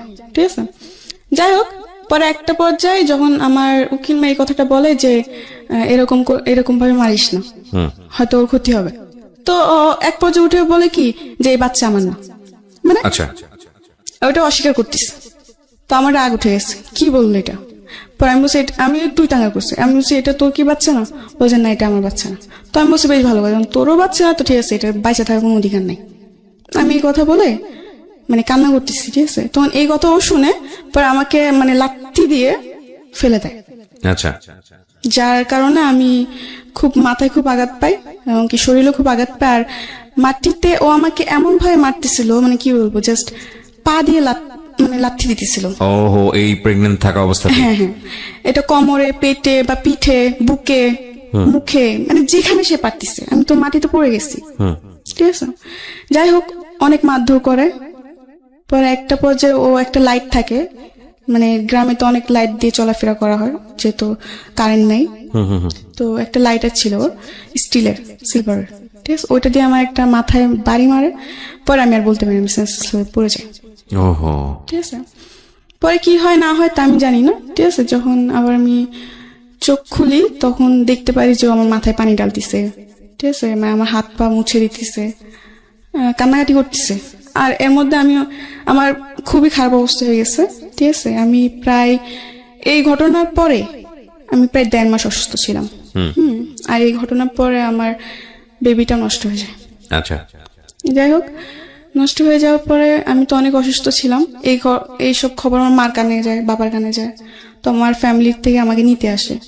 তো ওদিন আমাকে নিয়ে যায়। ঠিক আছে, নিয়ে যাওয়ার পর আমি প্রায় 1.5 মাস অসুস্থ ছিলাম, অনেক অসুস্থ হয়ে পড়ছি। ঠিক আছে, অসুস্থ হওয়ার পর 1.5 মাস পর আমি মোটামুটি একটু সুস্থ। তখন সে মেয়র চেয়ারম্যান নিয়ে আসে, তার কথা যে তার বাচ্চা নষ্ট করে ফেলছে আমি। কিন্তু এটা আমি নষ্ট করি নাই, ওর আচরণের কারণে হয়েছে। কিন্তু ও পুরা দোষ আমাদের উপর ফেলতেছে যে আমরা নষ্ট করে ফেলছি, কিন্তু আসলে তো তা না। যাই হোক এগুলো অনেক গ্যাঞ্জাম হয়েছে, ও মেম্বার চেয়ারম্যান আনলো, এটা আনলো সেটা আনলো, অনেক কিছু আমাকে নিয়ে যাবে, ঠিক আছে। ওই ঘটনা পরে আমি আবার যাই ওর বাসায়, আবার যাই, সে একই আচরণ, সবাই কাছে বলছি ঠিক আছে আমি যা করছি ভুল করছি, আমি আর এরকম করবো না। তো ওর উপর আমি আরেকবার বিশ্বাস করি, করে আবার যাই, যাওয়ার পর ও সে একই আমার আচল করে, ঠিক আছে যাক। পরে আবার চলে আসি, পরে আমি বলি যে আমি ওর কাছে আর যাবোই না। তো আমার বাপ মাও বলে যে ঠিক আছে, একবার আমাদের কথা শুনে গেছোস, যখন ও ভালোই হয় নাই তো আর যাওয়ার দরকার নাই, তোর যেটা ভালো লাগে তুই সেটাই কর। তো আমি বলছি ঠিক আছে আমি ওর সংসারে যাবো না, আমি ঢাকায় চলে যাবো। আচ্ছা, মানে ওই ঘটনার পর আমি আমার হাজবেন্ডের বাসায় যাইনি, আমি ঢাকায় চলে আসি। এরপরে ওর কি হয়েছে না হয়েছে, ও এখনো বেঁচে আসছে কিনা তা আমি জানি না। ঢাকায় চলে আসি, ঢাকা চলে আসার পরে একটা বাসায় কাজ নিই আবার। তো বাসায় কাজ ছেড়ে আবার ওই যে বললাম হসপিটালে যে চাকরিটা, আচ্ছা, হসপিটালে একটা চাকরি নিই। আচ্ছা, ওই যে সেটা তো ব্যাকে আপনি বলেছিলেন হসপিটালে চাকরি নেন, এবং ওখানে চাকরি করতে করতে আপনার একটা ছেলের সঙ্গে পরিচয় হয় মূলত মোবাইল চালাতে গিয়ে, ফ্ল্যাশব্যাকে গিয়ে আপনি যেটা বলেছিলেন। হ্যাঁ, এটা ওই ছেলেটার নাম কি ছিল? ছেলেটার নাম রিয়াদ ছিল। আচ্ছা, রিয়াদের সঙ্গে পরিচয়। হ্যাঁ, তারপর তো ওই যে বিয়ের পরে চলে আসলাম ঢাকায়, ঢাকায় এসে চাকরি করে, চাকরি শেষে ফোন কিনলাম, ফোনের মাধ্যমে ওই ছেলের সাথে আমার পরিচয়, রিয়াদের সঙ্গে পরিচয়। রিয়াদের সঙ্গে আমার পরিচয়। তো যাই হোক এমনি আস্তে আস্তে ওর সাথে কথাবার্তা বলি। মানে ও আমার ওই সময়টা আমি খুব একা ছিলাম, আমার মন অতটা খারাপ ছিল যে তোর মনে হতো যে কেউ দরকার যে আমাকে সামলাবে, বা কারণ যেমনই হোক আমার জীবন অনেক কিছু ঘটে গেছে। আচ্ছা, তো দেখতেছি ওকে আমি আমার সবকিছু বলছি, আমার যে আমার বিয়ে হয়েছে বা কিছু সবকিছু বলছি। তো আমাকে একটা কথা বললো কি, হ্যাঁ মানুষ জীবন হতেই পারে, এটা কোনো ব্যাপার না। ও আমাকে এই সাহসটা দিয়ে আমার মন জয় করে নিছে, যে ও আমাকে এতটা সাপোর্ট দিতেছে, মানে আমি ওর উপর একটা বিশ্বাস করতে শুরু করলাম। যাই হোক এমনি আস্তে আস্তে কথাবার্তা বলতে বলতে বলতে বলতে একটা পর্যায়ে ওকে অনেক ভাল লাগতে শুরু হলো আমার, ঠিক আছে। ওকে না দেখলে আমার ভাল লাগতো না, বা ওর সাথে কথা না বললে আমার ভাল লাগতো না, মানে অন্যরকম একটা অনুভূতি হয়ে গেছে ওর জন্য, ঠিক আছে। তো এমনি একদিন দেখা করলাম, এরপর আর একদিন দেখা করলাম, যাক পরিচয় হওয়ার পরে ওটাওয়ারি 2 দিন দেখা করলাম, কয়েকদিন পর পরে দেখা করছি। 2 দিন দেখা করার পরে আরেকদিন দেখা করতে গেছি, ঠিক আছে। তখন আমাকে বলে কি যে চলো আজকে তুমি আমার বাসায় চলো। আমি বলছি কেন, আমি বাসায় কেন যাব? বলে যে এমনি চলো না। আমি বলছি না আমি যাবো না। তা ও বলে কি আজকে তুমি আমার বাসায় না, তাহলে ভাববে যে তুমি আমাকে লাভই করো না, সবকিছু টাইম পাস করতেছো, আমাকে এরকম বলতো। আমি বলছি টাইম পাস মানে আমি তোমাকে সত্যি লাভ করি। বলছে না এটা প্রমাণ দাও। তা আমি বলছি আমি তোমার বাসায় যেতে যেটা প্রমাণ হয়ে যাবে, এটা কোন ধরনের কথা? আচ্ছা, ও বলে কি জানা, যদি তুমি আমাকে লাভ করো তাহলে চলো, আর যদি লাভ না করো তাহলে তুমি বাসায় যেতে পারো। আমাকে 2টা অপশন দিচ্ছে। আচ্ছা, তাও আমি বলছি আচ্ছা ঠিক আছে, যখন তুমি এটাই বলতেছো যে তোমার ভালোবাসা প্রমাণ দিচ্ছ, তোমার সাথে তোমার বাসায় যেতেই হবে, আচ্ছা ঠিক আছে আমি তোমার বাসায় যাব। এটা বলে ও আমাকে নিয়ে বাসে উঠলো। তখন খালি শ্যামলী শ্যামলী নামই শুনছি, শ্যামলী কোন জায়গায় এটা আমি জানতাম না। তো ওদিনও আমাকে শ্যামলীতে নিয়ে যায়, বাসার নাম দিয়ে শ্যামলীতে নিয়ে যায়। আচ্ছা, শ্যামলীতে নিয়ে যাওয়ার পরে হোটেলে ঢুকবে, তখন আমি ঢুকতে চাই নাই। আমি বলছি তুমি বলছো বাসা, এটা কোন জায়গায় নিয়ে আসলে? বলে এটা শ্যামলী। আমি বলছি এটা কার বাসা? এটা বাসা, এটা হোটেল। তো আমি বলছি আমি এখানে যাব না। তো যে আমার বাসা তো একটু প্রবলেম আছে, এই জন্য তোমাকে এখানে আনা। তো আমি বলছি না আমি যাব না, আমি বাসায় চলে যাবো, ঠিক আছে। তো সে একই ভাবে আবার বলতেছে তার মানে তুমি আমাকে লাভ করো না, এগুলো বলে। তো যেহেতু আমি ওর প্রতি অনেকটা দুর্বল ছিলাম, তো আমি বলছি না আমি তোমাকে লাভ করি। তো আমি বলছি আচ্ছা ঠিক আছে আমি যেতে পারি, কিন্তু একটা সত্য। তো আমাকে বলে কি সত্য? হ্যাঁ আমি যাব, কিন্তু তুমি আমাকে প্রমিস করো যে তুমি আমার গায়ে টাচ করো বা আমার কাছে আসার চেষ্টা করবে। তো আমাকে বলে আচ্ছা ঠিক আছে প্রমিস করলাম, চলো। আচ্ছা বেশ ভালো কথা। ওদিন গেলাম, বাসায় অনেক মিথ্যা কথা বলছে খালাম্মাদের সাথে। অনেক মিথ্যা কথা বলতে কি আমি বলছি দেখো আমার একটা বান্ধবীর বার্থডে, তো আমি ওদের বাসায় থাকবো। তো আমার খালাম্মা বলে কিসের বান্ধবী, আজ পর্যন্ত তো কোনদিন শুনি না এই কথা, আজকে হঠাৎ? আমি বলছি সবসময় শুনতো এটা কোন কথা, মানে অনেক কিছু উজাহার দিই। দেওয়ার পর বলে যে আচ্ছা ঠিক আছে। মা আমার খালাম্মা সকাল সকাল চলে আসিস, বেশি ইয়া করিস না, এরকম বলে, ঠিক আছে। তখন আমি বলি যে আচ্ছা ঠিক আছে। এটা বলে খালাম্মাদের ফোন দিয়ে বলে দিই। বলে দেওয়ার পর ওদিন আমি ওদিন শ্যামলীতে যাই। যার পর আমাকে হোটেল নিয়ে উঠার পর একটা রুম বুকিং করে ও বিরিয়ানি আনায়, 7 up আনার পর আমাকে নিজের হাতে বিরিয়ানি খাওয়া দিচ্ছে। আমি খাবো। ও বলছে না আমি খাওয়াই দিই। ওদিন এত ভালোবাসা কোথাতে উতাল দিয়ে চলে আসছে আল্লাহ জানে। আমার নিজেরও খুব অবাক হইতেছিল ওদিন যে ছেলে ঠিক মতো কথাও বলতো না, এখন নাকি সে আমাকে ভাত খাওয়াই দিতেছে। বাহ, ভালোই। যাই হোক, অনেক গল্প টল্প করছি। তখন রাত্রে 12টা 12:30 বাজে। আপনার হোটেলের গেট তালা মেরে ফেলে 10টা 10:30টার দিকে ঢুকলেও নাকি বুড়ার নিকারে ফটোকপি টটোকপি লাগে। তো আমরা যেদিন গেছি ওদিন কিছু লাগে না, ঠিক আছে। ওদিন জাস্ট একটা লোক আসছে, এসে কিছু নাম টাম নিয়ে একটা ফটো নিয়ে রুমটা বুকিং দিয়ে দেয়। ওকে, ঠিক আছে। আচ্ছা, যাই হোক, খাওয়া দাওয়া সেরে আমরা গল্প টল্প করে টিভি দেখে, তো আমার ঘুম আসতেছে রাত্রে 12:30 1টা বাজে তখন। তো আমি বলছি আমি ঘুমাবো, তোমার যাচ্ছে ঠিক আছে ঘুমাবো। তো আমি বলছি তুমি ওই সাইডে ঘুম, আমি এই সাইডে ঘুমাই, এরকম ভাবে আর কি শুলাম। শোয়ার পর রাত্রে 2টা 2:30টার দিকে দেখলাম যে সে মানে তার মতলব বেশি ঠিক না। আপনি 2টা-2:30টার সময় একটা ছেলের সঙ্গে আপনি একই কক্ষে আছেন, এখানে মতলব ঠিক না হওয়া মানে ঠিক, তার মতলব শুধু দোষ দিচ্ছেন কেন? এটা তো দোষ না, আপনারও। কারণ আমি তো তাকে আগে থেকে বলে দিচ্ছি, ঠিক আছে। এখানে একটা পারসেপশনের ব্যাপার আছে। প্রথম কথা হচ্ছে যে আপনার বয়স অনেক অল্প, সেটা ঠিক আছে, কিন্তু আপনার অভিজ্ঞতা জায়গাটা তো অল্প না। এবং আপনি দেখেন, প্রথম থেকেই আমি একটা জিনিস আপনাকে খেয়াল করেছি, আপনার অনেস্টি। প্রত্যেকটা বাসায় আপনি গেছেন, নিজের পরিবারে থাকতে ভালো লাগে না, কাজের জন্য গেছেন, যেখানে আপনি দেখেছেন অন্যায় আচরণ হচ্ছে আপনি সেখান থেকে চলে আসছেন। চলে আসছেন তার মানে ধরে নিতে হচ্ছে আপনার ইন্টেনশন ভালো ছিল। কিন্তু আপনি এটাও খুব ভালো করে জানেন যে একটা ছেলের সঙ্গে কিভাবে মিশলে সেই ছেলেটা আপনার সুযোগ নিতে পারে, অবশ্যই জানেন।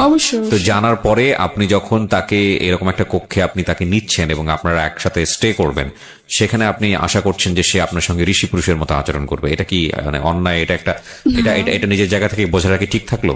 এটা তো আপনি থেকে ঠিক ছিল না দেখে তো আজকে এরকম। এক্স্যাক্টলি। সো আপনি এটাকে স্বীকার করতে হবে যে এটা আমার ভুল, এটা আমার ভুল। কিন্তু ওদিন আমি যে ওখান থেকে যে আমি ওর সাথে ঝগড়া করে বের হয়ে আসবো, এমনও কোনো পথ আমার ছিল না। যদি ওরকম যদি থাকতো আমি ওদিন সত্যি বের হয়ে আসতাম। ওকে, রাতে 2টা 2:30 তখন আমি না পাবো গাড়ি না। আপনি একই সঙ্গে একটা রুমের মধ্যে আছেন, হ্যাঁ, না, ও আমার বিশ্বাসটা অর্জন করছে, ঠিক আছে। আমি মনে করি যে সবাই তার পৃথিবীতে খারাপ না, কেউ তো ভালো আছে। ঠিক আছে, বলেন তারপর। আপনার এরকম জায়গাতে যাওয়াটাই উচিত হয়নি, এখানে গিয়ে আমার এরকম যাওয়াটা উচিত হয়নি। এটা আমি অপরাধ নিজেকে দোষারোপ করি যে আমার একটা মিস্টেকের কারণে এরকম হয়েছে, ঠিক আছে। এটা আমি নিজেকে দোষারোপ দিই, এটা আমার দোষ, এটা কারো দোষ না। যাই হোক, পরে গেলাম, ও আমার সাথে অনেক খারাপ আচরণ করে, ঠিক আছে। মানে ওর সাথে আমার কি বলবো, ঠিক আছে, আমরা বুঝতে পেরেছি বিষয়টা। তারপর আচ্ছা, যাই হোক, পরে ওদিন সকালে আমি খুব কান্নাকাটি করলাম যে তোমার উপর আমি এত বিশ্বাস করলাম আর তুমি এমন একটা কাজ করতে পারলা কি করে। বলে কি যে এটা তো স্বাভাবিক, এটা তো কিছু না, আর আমি তোমাকে লাভ করি, এমনকি তোমাকে বিয়ে করবো। আমাকে অনেক কিছু দিয়ে মানে আমার কান্না থামায়। তো ও আবার আমার খালাম্মাদের সাথে দেখাও করতে আসছে। আমার খালাম্মা অসুস্থ ছিল, তো দেখা করতে আসছে। মানে অনেক কিছু ওদিন অনেক কিছু বুঝ দিল, ঠিক আছে। পরে ওরা অনেক কিছু কাজ করলো যেটা দেখে ওর প্রতি একটু আমি বিশ্বাস হয়ে গেছিল যে না, ও যা করছে মানলাম ভুল করছে, হয়তো আমারও কিছু অপরাধ ছিল, তার জন্য এরকম হয়েছে। কিন্তু এখন তো আমাকে ছাড়ে নেই, ও তো এখনো আমার সাথে আছে, এমনকি আমরা বিয়েও করবো। আমি বেশ ভালোই। তাই আমরা দেখা যাচ্ছে কয়েকদিন পর পরে আমাদের যাওয়া হতো, ঠিক আছে। ও আমাকে 2 দিন আগে জানাই দিত, আমি ওরকম ভাবে বাসার থেকে তৈরি হয়ে চলে যেতাম। আচ্ছা, এরকম উড়াউড়ি অনেকদিন চলতে থাকলো, ঠিক আছে। চলার পরে একটা পর্যায়ে আমার খালাম্মারা সন্দেহ করতে শুরু করে যে আসলে তুই কোথায় যাস, কার সাথে যাস। এরপর আপনার রেগুলার এটা মেইনটেইন করতে? হ্যাঁ, রেগুলার বলতে ধর মাসে 2-3 বার এটা হতোই। যাই হোক, পরে আমার খালাম্মারা বকাঝকা করে যে তুই তো আগে এরকম কোনোদিন এরকম করিস না, তাহলে এখন কেন করতেছিস। তো আমি বললাম যে এমনি, অনেক কিছু বলে। পরে আমার খালাম্মা আমার সাথে ঝগড়া করে আমাকে এমনকি মারতেও আসে। যখন ওই ছেলের ব্যাপারে জানতে পারলো, কিন্তু এইসব সম্পর্কের ব্যাপারে ছেলের সাথে এটা জানতো না, কিন্তু এটা জানতো যে ওই ছেলের সাথে আমি কথা বলি। তো একটা পর্যায়ে আমার ফ্যামিলি যখন জানতে পারে, মানে আমার খালাম্মারা, যেমন আমার মামার তো ভাই, চাচা নাই, আমার জ্যাঠা আছে, যাই হোক, আমার খালাতো ভাই, ওরা যখন জানতে পারে তখন আমাকে একটা কথা বলছে যে ওই ছেলে ভালো না, তুই ওই ছেলের সাথে কথা বলিস না, জীবনে তো অনেক কিছুই করছোস, অনেক কষ্ট তো দেখছোস, এখন আর ওর সাথে মিশিস না, ওর তো জীবনে ধ্বংস করে দেবো। আমাকে এইসব কথা আমি জানা না, ও এরকম কখনোই করবে না। আমি বিশ্বাস ছিল, ঠিক আছে। ও আমার খালাম্মাদের সাথে দেখা করতে আসে। তো ওদিন খালাম্মা দেখা করতে আসে, ফল ফ্রুট নিয়ে টিয়ে, অসুস্থ ছিলেন। আমার খালাম্মা হার্টের প্রবলেম ছিল, ডাক্তার গেছিল। যাই হোক, আসার পর আমার খালাম্মার সাথে কথাবার্তা বলে। তো আমার খালাম্মা একটা কথাই বলে যে ওই ছেলে ভালো না, তো ওর সাথে চলাফেরা করিস না, তো ওর সাথে দূরে চলে যা, মানে ওর থেকে তুই দূরে চলে যা, কারণ ও তোর জন্য ভালো ছেলে না, ওর মতলব অন্যরকম। আমার খালাম্মা বললো আর কি। তো আমি কি যে বলো, তোমাদের সবই খারাপ হয়ে যায়, সবই তোমাদের জন্য খারাপ। তো আমার খালাম্মা বললো যে আজ তো বুঝতেছ কিন্তু একদিন বুঝবি ঠিকই, কিন্তু সেদিন বুঝে কোনো লাভ হবে না। তো আমার এসব কথা বলার পর আমি কিছু বলি না, ঠিক আছে। তো যখনই ওর সাথে দেখতেছি যে আস্তে আস্তে ওর সাথে দেখা করাটা আমার বেশি বাড়তেছে, অতিরিক্ত। এটা মানে আমি যে এলাকায় থাকি ওই এলাকায় মানুষের নজরে পড়তেছে। তো এতে অনেক মানুষ অনেক কিছু বলে আমার খালাম্মা দেখে, পরে ওসব নিয়ে আমার সাথে ঝগড়াঝাটি করে খালাম্মা। তো একটা পর্যায়ে এমন হয় যে ওদের চেহারাটা দেখলে আমার বিশাল মতো লাগতো। আমার খালাম্মা দেখে আমি সহ্য করতে পারতাম, যে আমাকে ডাক দিত, শাসন করতো এই জন্য। তো একটা পর্যায়ে আমি কি করে ওকে ফোন দিই, আমি বলি চলো আমরা রুম নিয়ে একসাথে থাকবো, আমরা রুম নিব। যেহেতু আমরা বিয়ে করবো তো আমরা বিয়ে করে রুম নিয়ে নিই। বলছে আচ্ছা ঠিক আছে। তো আমাকে বলো তুমি রুম খুঁজো, আমাকে ছেলেটা বলে। তো আমি বলছি আচ্ছা ঠিক আছে আমি রুম খুঁজবো। পরে আমি রুম খুঁজি, ঠিক আছে। রুম খুঁজতে খুঁজতে একটা রুম পাইলাম শেষ পর্যায়ে। 3,000 টাকা ভাড়া। প্ল্যানিং করলেন আপনারা একসঙ্গে লিভ টুগেদার করবেন? আমরা একসাথে থাকবো। তো রুম খুঁজে একটা রুম পেলাম, ওটার দাম ভাড়া হচ্ছে 3,000। আমরা এমন একটা সমাজে বসবাস করি, এটা অবশ্যই অস্বীকার করার মতো নয়। আমাদের সংস্কৃতি বলেন, আমাদের ধর্মীয় কৃষ্টি কালচার বলেন, যেহেতু আমরা প্রায় 95%, 95% হচ্ছে না, 92%, 92% হচ্ছে মুসলিম সংখ্যাগরিষ্ঠের দেশ। আমাদের ধর্ম, আমাদের সংস্কৃতি, আমাদের সামাজিকতা কোনো কিছুই এই ধরনের স্টে বা একই সঙ্গে থাকা বা কনজুগাল লাইফ বা লিভ টুগেদার এটা সমর্থন করে না।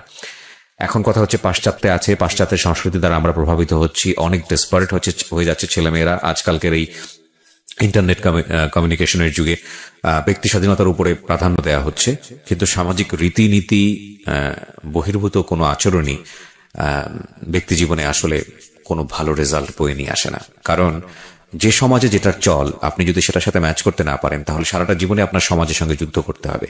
সেই যুদ্ধ আপনাকে কি দিবে জানি না। আপনি যদি খুব খ্যাপা হন, ঠিক আছে আমি যুদ্ধ করে যাবো, that's a different thing. But আপনি যদি হ্যাপি হতে চান, তাহলে যুদ্ধ করে কখনো হ্যাপি হওয়া যায় না।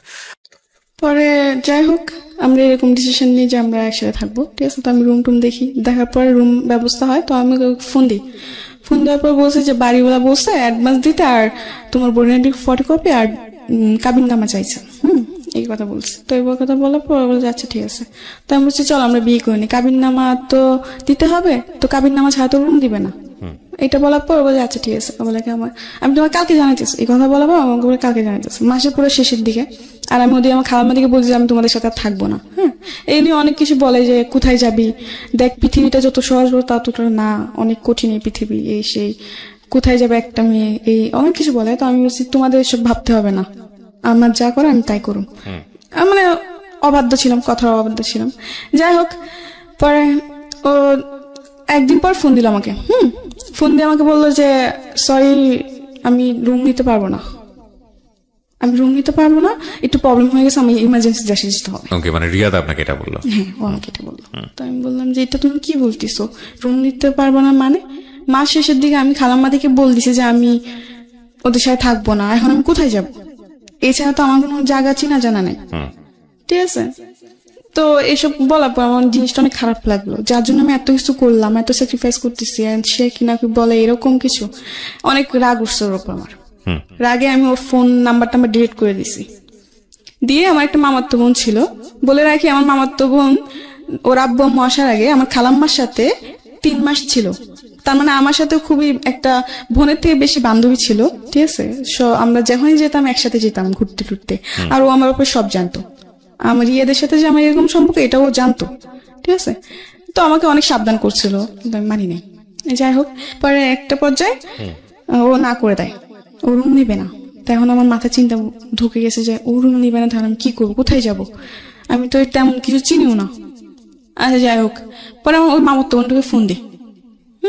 ফোন দেওয়ার পর বলি যে দেখ এরকম তুই আমার জন্য একটা চাকরি ব্যবস্থা আর থাকা খাওয়ার জায়গা ব্যবস্থা কর। তো বলছে আচ্ছা ঠিক আছে, সমস্যা আমি করতেছি। ও 2-1 দিনের মধ্যে একটা ব্যবস্থা করছে একটা মেয়ের সাথে। মেয়েটার নাম হচ্ছে আপনার সুবর্ণা। দেখতে অনেক সুন্দর ছিল, খাটো খুটো, বেশ ভালোই ছিল। ওকে, তো ওই মেয়েটার সাথে আমার থাকা খাওয়ার ব্যবস্থা করছে আমার মামাতো বোন। করার পর আমি বলছি আচ্ছা ঠিক আছে। তো আমি যাই, আমার খালাম্মাদের কাছ থেকে বিদায় নিয়ে চলে যাই। আমি যাওয়ার পরে ওখানে আমাকে নিয়ে যায় ওই রুমে, ঠিক আছে। তো রুমে গেলাম 1-2 দিন বেশ ভালোই। পরে জানতে পারলাম যে আরেকটা কথা বলে রাখি, আমার মামাতো বোনকে দিয়ে একটা ছেলের সাথে আমার পরিচয় হওয়ার পরে ওই ছেলে আর আমার মামাতো বোন আমাকে নিতে আসছে। আমি মোহাম্মদপুর লাগাত গেছি, ওখান থেকে ওরা আমাকে চরে নিয়ে যাবে, কারবাঙ্গি চরে। তো ওখান থেকে ওরা আমাকে নিয়ে যায়, চরে নিয়ে যায় ওই বান্ধবী বাসায়। আমার মামাতো বোনের বান্ধবী বলে পরিচয় দিচ্ছে, তো আমারও তো বান্ধবী হয়। আচ্ছা যাই হোক, গেলাম। যাওয়ার পর একদিন বেশ ভালোই, পরে জানতে পারলাম যে ওই ছেলের কে সুবর্ণা হাজবেন্ড বলে পরিচয় দিয়ে এই রুমটা নিছে। মানে আসলে তো ওরা হাজবেন্ড ওয়াইফ না, মিথ্যা কথা দিয়ে নিছে রুমটা, মিথ্যা কথা বলে নিয়ে পরে। কিন্তু হাজবেন্ড একজনকে বানাইছে, কিন্তু রাত্রে এসে থাকে আরেকজন, সুবর্ণা বয়ফ্রেন্ড থাকে। ওকে। সুবর্ণা বয়ফ্রেন্ড থাকে, সুবর্ণা বয়ফ্রেন্ড প্রতিদিন রাত্রে চলে আসে, 11টা-12টার দিকে চলে আসে। ওরা সারা রাত জায়গা থাকে আর আপনার সারাদিন ঘুমায়। সুবর্ণা আবার এসব মানে এসব কাজ করতো সে।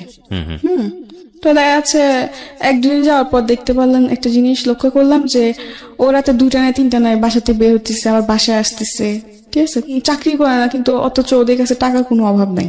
ওকে, এটা আপনি নোটিস করলেন নিজে নিজে? হ্যাঁ।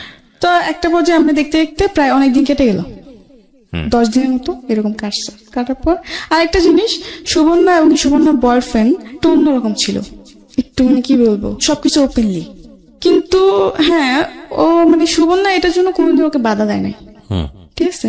কারণ হাজার হোক, সে আমার প্রেমিক হোক বা আমার হাজবেন্ড হোক, আমার চোখের সামনে অন্য কোনো মেয়ের ব্যাপারে কথা বললে এটা আমি সহ্য করবো? অবশ্যই না। কিন্তু সুবর্ণা এরকম ছিল না, সুবর্ণা আরো উৎসাহিত দিত ওকে যে তুমি করতে পারো, সমস্যা নেই, ওকে, এরকম করতো, ঠিক আছে। তো এরকম কাটতে থাকে, এগুলো আমার ভালো লাগতো না। যে কি এসব, কি মানে কোনো কিছু মানে নিয়ম কারণ নাই, যখন ইচ্ছা এগুলো কি হচ্ছে, মানে আমার ভালো লাগতো না। হ্যাঁ, তো আমি অনেক ঝগড়াঝাটি করি, ঠিক আছে। ঝগড়াঝাটি করার পর আমি প্রায় 10 দিন ভাত খাইনি, রাগি না খেয়ে। ওই যে বললাম যে ওই যে ছেলেটার সাথে আমার পরিচয় হয়েছে ওদের ধারাতে, ওকে ফোন দিই, যাকে সুবর্ণা হাজবেন্ড বানাইছে। ওকে ফোন দেওয়ার পর বলি যে আমি ভাত খাইনি, আমার ক্ষুধা লাগছে, আমার জন্য খাবার নিয়ে আসো। আমার জন্য খাবার টাবার নিয়ে আসতো, ঠিক আছে। নিয়ে আসার পরে এমনি করে কাটতে থাকলো, কয়েকদিন কাটলো, 5-6 দিন হয়ে গেল, ঠিক আছে। তো একদিন ওরা একটা পার্টিতে যাবে, তো পার্টিতে যাবে, তো আমাকে বলতে তুইও চল পার্টিতে যাবো। আবার সুবর্ণা যেটা করতো ওইটার মধ্যে আমার মামাতো বোনও যুক্ত হয়ে গেছে। ফার্স্টে করে নাই, ঠিক আছে, কিন্তু পরে যে ওরা দুজন একসাথে একাত্তর হয়ে গেছে। তো ওরাও চাইছিল আমি করি, কিন্তু আমার একটা কথা ছিল যে আমি মরে যাবো, কিন্তু আমি এসব কিছু করবো না। তো ওরা বলে কি হ্যাঁ এখন করবি না, একদিন দেখিস ঠিকই করবি, কারণ যে ছেলের সাথে তুই পরিচয় হয়েছিস ওই ছেলে ভালো না। কারণ সুবর্ণা দায় করে ওই ছেলেকে, যায় সুবর্ণার লাইফের জন্য ওই ছেলে দায়। তো আমার কথা, যখন ও এতই খারাপ ছিল তাহলে তবে আমার সাথে ওদের কেন পরিচয় করাই দিছিস? আমার কথা এটা। আমি বলছি ঠিক আছে, খারাপ না ভালো এটা আমি পরে দেখে নিব, তোদের থেকে আমার জানতে হবে না। এটা বলার পর ওরা বলে আচ্ছা ঠিক আছে একদিন বুঝবি। আমি বলছি আচ্ছা ঠিক আছে বুঝে নেব না, সমস্যা নেই। এইগুলো ঝগড়া তো একদিন পার্টিতে যাবো, তো আমাকে বলে তুইও চল। আমি বলছি না, আমি পার্টিতে যাবো না, ঠিক আছে। তো বলে যে না পার্টিতে ওরকম কিছু না, জাস্ট ফ্রেন্ডসটা মিলে একজন বার্থডে সেলিব্রেট করবে, না ওইটা আমাদের যাবো। তো আমার আচ্ছা ঠিক আছে। তো আমরা তৈরি হলাম, 3জন তৈরি হয়ে গেলাম। কিন্তু ওখানে যাওয়ার পর প্রায় 10-12টা ছেলে, ঠিক আছে, 10-12টা ছেলের মধ্যে আমরা 3জন মেয়ে। আমাকে বলছে যে আরো মেয়েরা আসবে, অনেক বড় করে পার্টি হবে, সে অনেক কিছু বলে। তো আমি বিশেষ করি আচ্ছা ঠিক আছে আমি যাবো। তো ওই পার্টিতে গেলাম, যে দেখি যে 10-12জন ছেলে আর আমরা শুধুমাত্র 3টা মেয়ে। তো ওই দিন যাওয়ার পর আমার ভাল লাগে না, তো আমি বলছি আমি চলে যাবো। বলে কি এত রাত্রে তো বাসায় যাওয়া যাবে না, রাত্রে বেশি 11টার দিকে রওনা দিচ্ছে, যাইতে যাইতে অনেক সময় লেগে গেছে। পরে কিছুক্ষণ থাকার পর আমার ভালো লাগতেছে না, তো আমি বলছি আমি চলে যাবো, যে এত রাত্রে গেলে বাড়িগুলা জিনিসটা খারাপ ভাববে, থাকে যা। আচ্ছা যাই হোক, তো ওদিন ওই পার্টিতে ওরা অনেক কিছু আনে, অনেক নেশা জাতীয় জিনিসপত্র আনে, ওগুলো খায় ওরা, এমনকি আমাকে জোর করে খাওয়ানো হয়। তো আমি খাই, এবং ওদের থেকে বেশি আমাকে খাওয়ানো হয়। আচ্ছা, আপনাকে মানে ড্রাগ নিতে বলা হয়, যেরকম মানে অনেক প্রকারের জিনিস। কি কি নেন? যেরকম আপনার ভিআরটা তো সিম্পল একটা জিনিস, ওটা কোনো বড় ব্যাপার না। ভিআর, মদ, পরে আপনার ইয়াবা, পরে গাঞ্জা, এরকম। এক রাতে আপনি এত কিছু নিয়ে ফেললেন? না মানে আমি ওদিন এত কিছু নিই নাই, আমি জাস্ট একটা জিনিস নিয়েছি, ওটা হলো মদ। কিন্তু ওদিন আমি মদটা এত পরিমাণ খেয়ে ফেলছি যে আমার পরে কোনো হুঁশ জ্ঞান নেই। ওই পার্টিতে যে আমি খেতে চাই নাই, ঠিক আছে, ওর বলে কিচ্ছু হবে না তুই খা। আমার অনেক কিছু বললো, তো আমিও খেয়ে ফেললাম, কিন্তু খেতে খেতে এতগুলো আমাকে খাওয়া দিচ্ছে ওরা যে বলার বাইরে। মানে ওরা দুটি খাইছে একবার, আমি খাইছে ওদের সাথে, আমাকে খাওয়াইছে আবার 3বার, এরকম ভাবে। মানে ওরা ডবল থেকে ডবল আমাকে খাওয়াইছে। খাওয়ানোর পর তো আমি হাবল তাবল বলতেছি, আমার পিছে কি করছে না করছে সবকিছু, মানে কান্না করতেছি আর বলতেছি। মানে তখন আমার কোনো হুঁশ জ্ঞান ছিল না, আমি যে বাসায় হেঁটে যাবো ওইটাও জ্ঞান ছিল না। তো ওদিন হ্যাঁ অনেক কিছু হতে পারতো, কিন্তু একটা ছেলে ছিল যার কারণে হয়তো আমি ওদিনও বেঁচে আসছি, নিজেকে হয়তো ওদিন রক্ষা করতে পারছি। পরে ওই ছেলে ওদিন হ্যাঁ আমার সাথে চেষ্টাও হয়েছিল, কিন্তু আমি যখনই মানে চিৎকার চেঁচামেচি করি, তো ওই ছেলেটা বলে যে এখন যদি একে বেশি মানে গা করা হয় তো চিৎকার চেঁচামেচি করবে আর মানুষজন চলে আসবে, এখানে পর অনেক বড় প্রবলেম ক্রিয়েট হয়ে যাবে, দরকার নেই ওকে ওর মতো থাকতে দেয়। তো ওদিন রাত্রে আমি আমার মতো ছিলাম, সকালে বাসায় ফিরি, সকাল সকাল বাসায় ফিরে এসে ঘুম দিই, সারা রাত ঘুমাই নাই, এসে সারাটা দিন ঘুমাই, রাত সন্ধ্যা থেকে ঘুম, মানে সকালতে এসে ঘুম দিছি একদম রাতে 8টা-9টা বাজে উঠছে ঘুম থেকে, না খাওয়া দাওয়া না কিছু। পরে আমি ওদের উপর চিল্লালাম যে তোরা কেন আমাকে জোর করতে গেলি, আমি কোনোদিন এগুলো খাই নাই, জীবনে প্রথম আমি খেলাম, তোরা কাজ ভালো কথা, তোদের সাথে আমার কেন যোগ করলাম, তো তোদের উপর বিশ্বাস করি, তোরা যে এরকম এটা তো জানতাম না। ঠিক আছে, আমরা যাই হোক পরে এগুলো নিয়ে আরো ঝগড়াঝাটি হয়। তো এক পর্যায়ে আমি ওই ছেলেটাকে বলে আমি ওদের সাথে থাকবো না, আমার জন্য রুম দেখো তুমি। রুম কি মানে অন্য জায়গায় দেখো, আমি অন্য জায়গায় থাকবো, ওদের সাথে আমি থাকবো না। তো আচ্ছা ঠিক আছে দেখতেছি, কিন্তু এর মধ্যে আমি ওদিকে বসে চাকরি খুঁজো, ওরা বলে কি আজকে না কালকে না পরশু, এরকম ভাবে অনেক উজাহার দেয়। তো একটা পর্যায়ে রুম ছেড়ে দিব, ঠিক আছে। তো আবার সুবর্ণাকে ওই ছেলেটা বলে কি যে তুমি রুম দেখো। তো সুবর্ণা প্ল্যানিং করে কি যে আচ্ছা ঠিক আছে আমি না 2টা রুম একসাথে দেখবো, একটা মানে তোরা থাকবে, একটা মানে আমি আমার বয়ফ্রেন্ড থাকবো নি। আমি বলছি ওই ছেলে বলে আচ্ছা ঠিক আছে। তো আমি বলছি আচ্ছা ঠিক আছে, যা তোরা তোদের রুমে থাকবে, আমি আমার রুমে থাকবো, এটা কোনো জ্ঞান। ওরা বলে আচ্ছা। তো এমনি করে একটা পর্যায়ে ওরা রুম দেখে, রুমে অ্যাডভান্স দেয়, জিনিসপত্র নিয়ে চলে যায়, ঠিক আছে। আমাকে ওদিন ওই বাসায় একা রেখে যায়, মানে ওরা জিনিসপত্র নিয়ে চলে যায়, বাড়িগুলোকে পুরো ভাড়া দেওয়া হয় নাই, না দিয়ে ওরা রাত্রে 12টা বাজে সব জিনিসপত্র গুছিয়ে নিয়ে চলে গেছে। আমাকে বলে কি যে আমি আবার আসবো, আমরা জিনিসপত্র রেখে সেট করে পরে তোকে আবার নিতে আসবো, এটা বলে চলে যায়। 12টা গেল, 2টা গেল, 3টা বাজে আমি ফোন দিচ্ছি, কি রে তোরা কই 3টা বাজে এখনো আসলি না আমাকে নিতে, আমি তো একা একা বসে আছি, খাওয়া দাওয়া করি নাই। ও বলে কি দেখ অনেক রাত হয়ে গেছে যে আসি নাই, তুই ঘুমায়, অনেক কিছু বলে। পরে সকাল হয়েছে, আমাকে সকালে বলে কি সকাল ভোরে রওনা দিই। কেন? যেন কেউ দেখতে না পারে। আমি কেন, আমি কি ডাকাতি করবো না, চুরি করবো না, আমাকে কেউ দেখতে পারবো না, আমি এই কথা বলি। তো বলে কি না ওরকম কিছু না, এমনি বসে যেমনি বসে এমনি আয় চুপচাপ। আমি আচ্ছা ঠিক আছে। তো আমি আমার জিনিসপত্র নিয়ে একটা রিক্সা নিয়ে চলে যাই, যেন কেউ না দেখতে পারে, চুপটি করে চলে যায়।